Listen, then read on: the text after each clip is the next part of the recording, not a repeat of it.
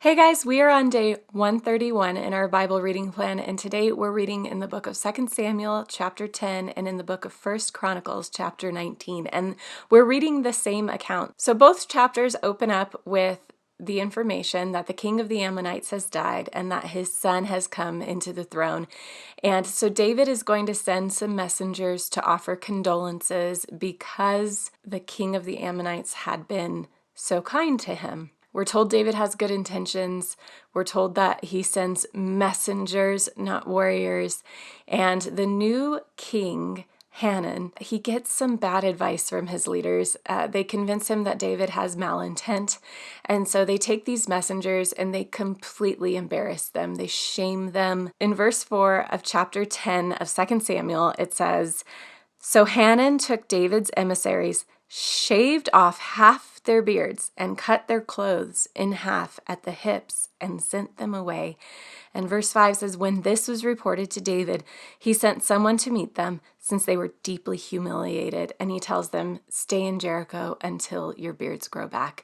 And then the king, Hanun, the new king, realizes he has become offensive to David, and he has started a war. He starts it, though. He then enlists men. He hires soldiers to go to war with David. So David sends his mightiest warriors out, and we have this account. Starting in verse 9, it says, "When Joab," that's one of David's mighty warriors, "when Joab saw that there was a battle line in front of him and another behind him, he chose some of Israel's finest young men and lined up in formation to engage the Arameans.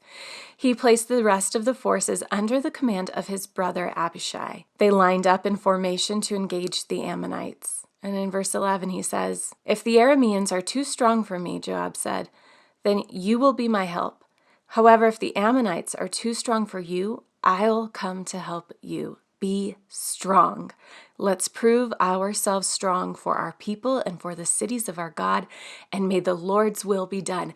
And as I was reading that, I just thought it was this incredible picture where Joab in battle, he sees what's coming. He understands the gravity of the situation he's facing. He's in way over his head. He makes a plan for that, and he enlists the help of his brother. The idea here is that they're going to be fighting back to back. They are surrounded. They are facing an enemy on both sides. And how many times when we are facing an enemy on both sides do we go it alone? How many times when we feel surrounded do we try to just operate in our own strength when things are so overwhelming and it seems like destruction is inevitable, or like things are just falling apart, and we just go it alone and we try our hardest to muscle through it and to be strong, when really we could have just called a brother or a sister to stand shoulder to shoulder, back to back, and help us fight this battle. And I think that it's so encouraging to read that these mighty men, these valiant warriors, the best that David has,